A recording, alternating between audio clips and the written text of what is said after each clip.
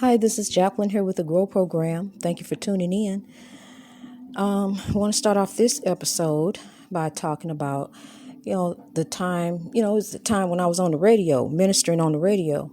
And, I didn't know about the African spirituality. See, my dad, he's been practicing that for over 20 years. But, being a Christian, I didn't want to hear about none of that. I didn't want to hear the truth. And that's what, a lot of us are like that. We don't want to hear the truth. Our minds are closed because we've been practicing this Christianity since we got here. But we need to open up our minds and free our minds. Just like, you breaking a chain, you got to free your mind. So the time when I was on the radio, I did a lot of outreach. Not only that, I supported my own ministry, and I did a lot of community outreach. I would take baskets of food baskets to the elderly, and this one particular event I had was a back to school event for the children, going back to school, and by the grace of God, everything came together. I'm telling you, it came together. I did it all by myself, but it came together. My coworker, my coworker was able to come over and help us out doing barbecuing.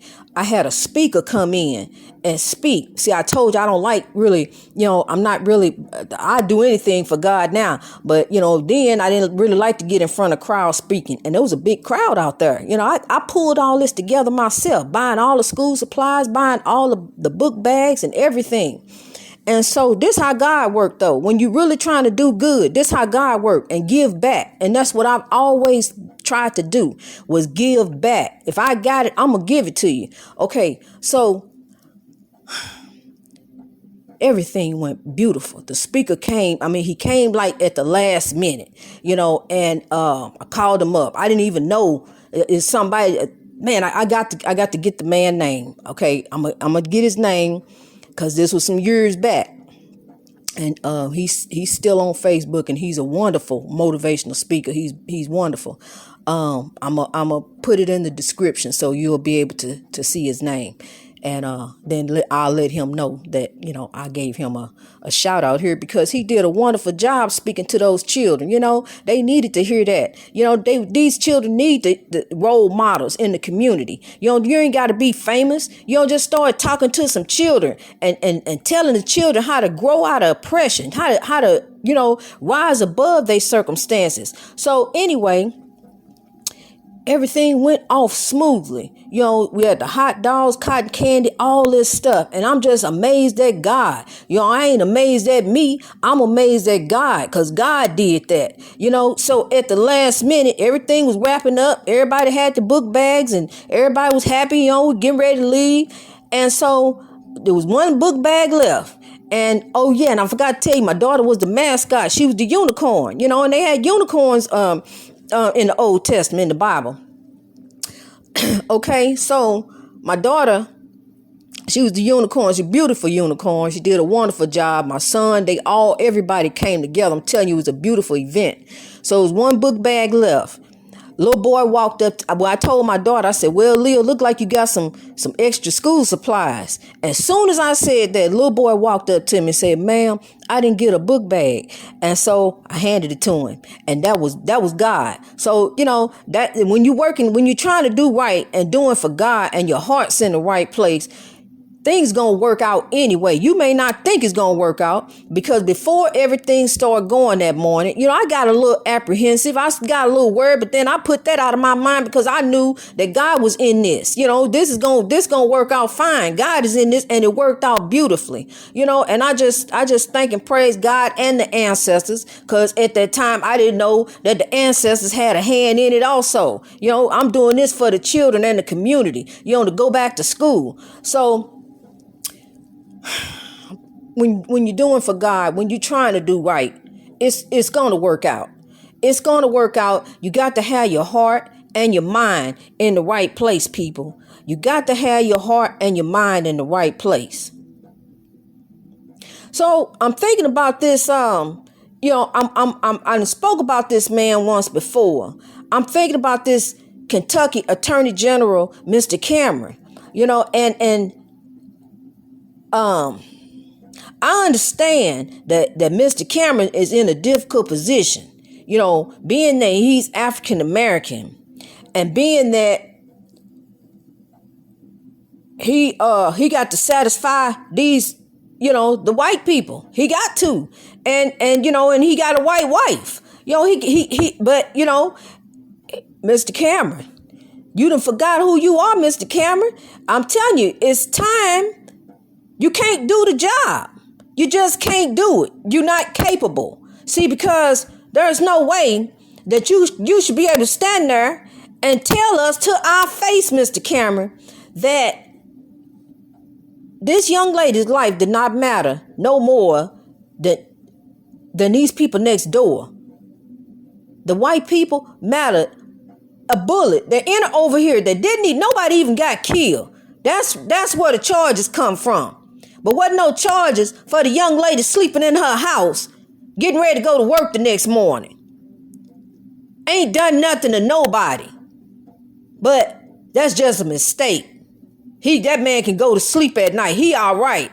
I just don't understand it. I don't understand these four systems of justice that we have. I don't understand it. Why it's just a system of incarceration. It's just, just a system of designed to punish. And the ones that is designed to punish is us. Because most of us are locked up in prison. See, the 13th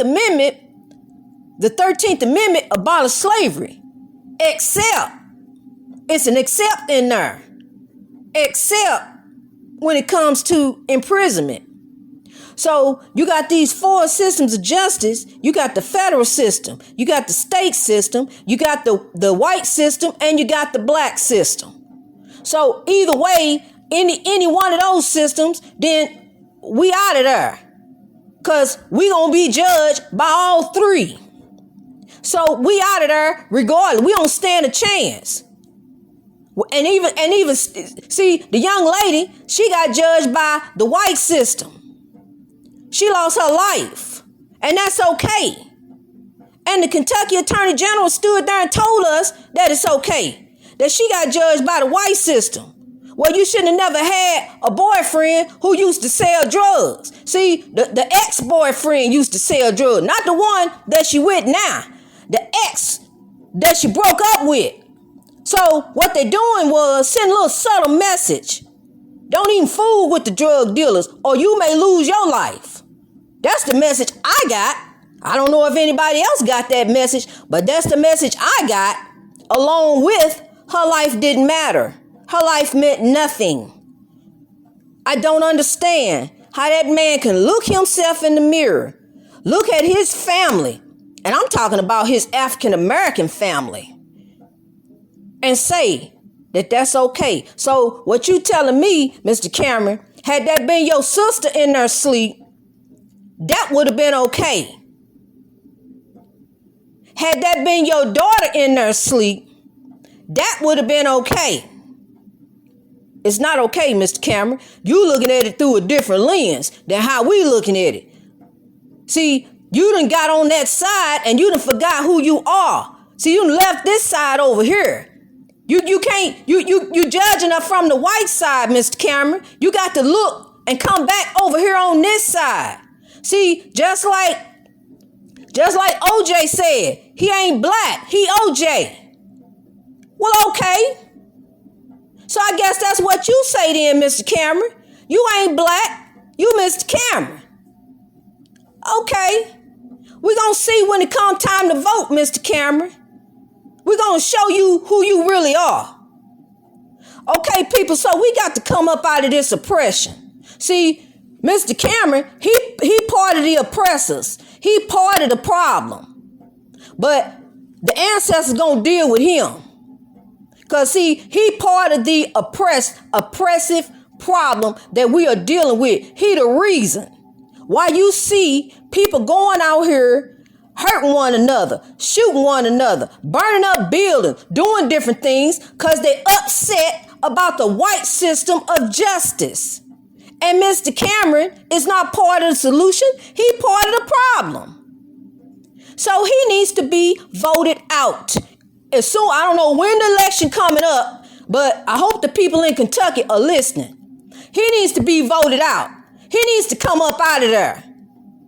Because I said, yesterday, I was looking at, I'm going to tell you something. This is a brand new podcast. I was looking at my statistics, my downloads and stuff. And I said, you know what? I don't know. I don't know if it's going to do anything. I don't know if people going to listen to me. I don't know. And I think Dr. King probably said that same thing. I don't know. I don't know if I want to preach today. I don't feel like standing in front of a bunch of folks telling people who ain't going to listen. I bet he had a day where he felt like that. But you know what? The ancestors reminded me. They said in one of my videos, I said, I'm going to keep running my mouth until things change. And that's what I'm going to do.